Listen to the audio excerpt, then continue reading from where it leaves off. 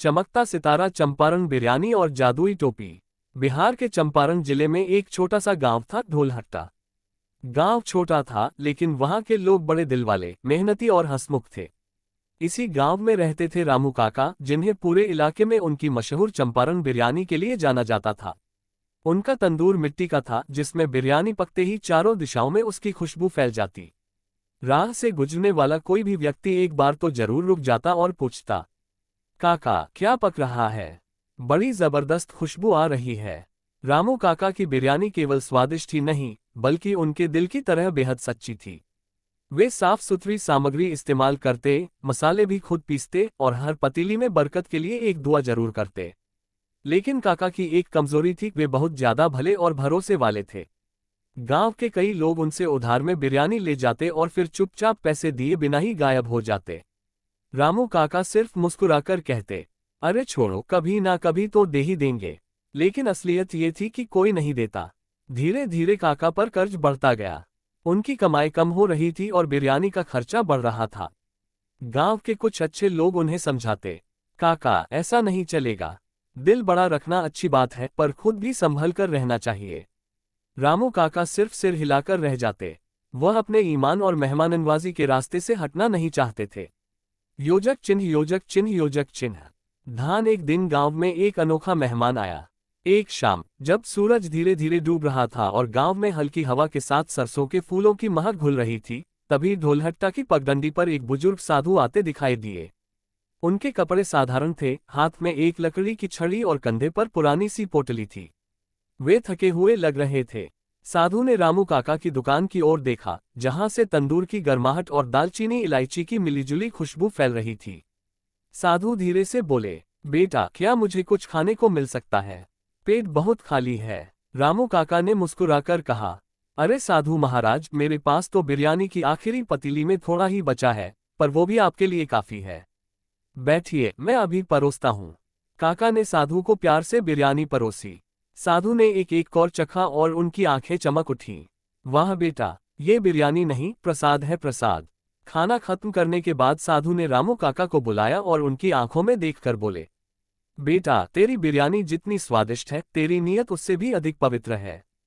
पर मैंने सुना है कि लोग तुझे धोखा देते हैं, पैसे नहीं चुकाते। रामू काका झेपते हुए बोले, क्या करें महाराज, मैं मना भी तो नहीं कर सकता। कोई भूखा हो तो उसे खिलाना ही चाहिए ना। साधु मुस्कुराए। उन्होंने अपनी पोटली खोली और उसमें से एक चमकदार सुनहरी किनारों वाली बेहद अनोखी टोपी निकाली। टोपी साधारण नहीं थी, उसमें बेहद हल्की रोशनी चल रही थी, जैसे उसमें कोई रहस्य छिपा हो। साधु बोले, ये लो बेटा, ये जादुई टोपी है। लेकिन याद रखना, इसका इस्तेमाल तभी करना जब कोई तुम्हें धोखा दे या बेईमानी करे। रामू काका आश्चर्य में पड़ गए। जादुई टोपी, इसमें क्या जादू है महाराज? साधु ने उत्तर दिया, जब भी कोई बिना पैसे दिए भागने की कोशिश करे, तुम ये टोपी पहनकर साफ शब्दों में कहना, सच्चाई से चल, मन की राह पकड़। ये टोपी हर झूठे और लालची व्यक्ति को सच का रास्ता दिखाएगी। बस इतना ही करना है। इतना कहकर साधु ने आशीर्वाद दिया, तेरी दुकान में हमेशा बरकत रहे, तेरी बिरयानी से लोगों के मन भी तृप्त हों। और वे हवा के झोंके की तरह गायब हो गए। योजक चिन्ह, योजक चिन्ह, योजक चिन्ह। करी और चावल टोपी का पहला कमाल। अगले दिन दोपहर को गांव का कुख्यात लालची लाला आया, जो हमेशा बहाने बनाकर बिरयानी खाकर फटाफट भाग जाता था। उसने खूब बिरयानी खाए और धीरे धीरे दुकान से बाहर निकलने लगा। रामू काका ने मृदु आवाज में कहा, अरे लाला जी, पैसे। लाला तुरंत बोला, अरे काका, बाद में दे जाऊंगा, अभी जरूरी काम है, और भागने लगा। रामू काका को साधु की बात याद आ गई। उन्होंने जादुई टोपी पहनी, गहरी सांस ली और जोर से कहा, सच्चाई से चल, मन की राह पकड़। तुरंत टोपी चमकी और लाला के पैर जमीन में ऐसे चिपक गए जैसे किसी ने गोंद से चिपका दिए हों। लाला डर गया। अरे अरे, ये क्या मजाक है काका? काका ने शांत स्वर में कहा, पैसे दे दो, मजाक अपने आप हट जाएगा। लाला ने डरते डरते पैसे दिए और कहा, कसम से काका, अब कभी धोखा नहीं दूंगा। टोपी की चमक थम गई और लाला के पैर छूट गए। वह दौड़कर भाग गया। उस दिन के बाद गांव में टोपी का चर्चा फैल गया। रामू काका के पास जादुई टोपी है। बिरयानी तो स्वादिष्ट है, पर टोपी सच भी निकलवाती है। योजक चिन्ह, योजक चिन्ह, योजक चिन्ह। ईमानदारी का असर पूरे गांव पर। धीरे धीरे गांव के लोग समझ गए कि काका को धोखा देना संभव नहीं है। अब हर ग्राहक पूरा पैसा देकर जाता, कुछ तो पहले से ज्यादा दे देते और कहते, काका आपकी बिरयानी का कोई जवाब नहीं। रामू काका अब कर्ज से बाहर आ गए थे, उनकी दुकान पहले से ज्यादा चलने लगी। लोग कहते, रामू काका की दुकान में केवल बिरयानी नहीं बल्कि बरकत, स्वाद और ईमानदारी भी मिलती है। गांव में भी बदलाव आने लगा। पहले जहां छोटे मोटे झगड़े, चोरी छिपे धोखा चलता था, अब लोग साफ दिल से बोलते, सच्चाई से चलो, मन की राह पकड़ो। गांव धीरे धीरे ईमानदार, शांत और समृद्ध होने लगा। योजक चिन्ह, योजक चिन्ह, योजक चिन्ह। फायर सच्ची परीक्षा। कुछ महीने बाद गांव में एक नया अफसर आया, नाम था भैरव सिंह। वह सख्त स्वभाव का था और खुद को बहुत ताकतवर समझता था। उसने सोचा वह भी काका की बिरयानी खाएगा, पर पैसे दिए बिना ही दबदबा दिखाकर निकल जाएगा। वह दुकान पर आया और जोर से बोला, काका बढ़िया बिरयानी परोसो, पैसे वैसे बाद में देखेंगे। रामू काका मुस्कुराए और चुपचाप बिरयानी परोस दी। भैरव ने भरपेट खाया और उठकर जाने लगा। काका ने कहा, अफसर बाबू पैसे। भैरव हंसते हुए बोला, अरे काका, हम अफसर लोग कहीं पैसे देते हैं क्या? चलो हटो रास्ते से। रामू काका ने गहरी सांस ली। उन्होंने टोपी को सिर पर रखा। पूरा गांव जमा हो गया।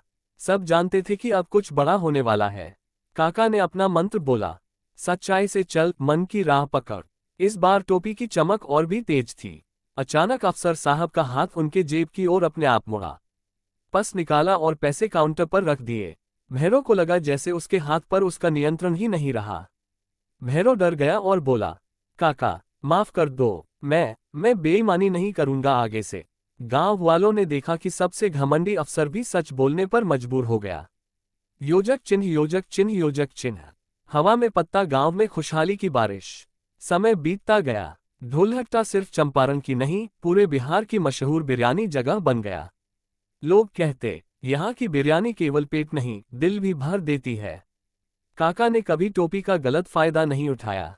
जब भी कोई गलती करता, वह पहले प्यार से समझाते और केवल बेईमान बनने की कोशिश करने वालों पर ही टोपी का जादू चलता।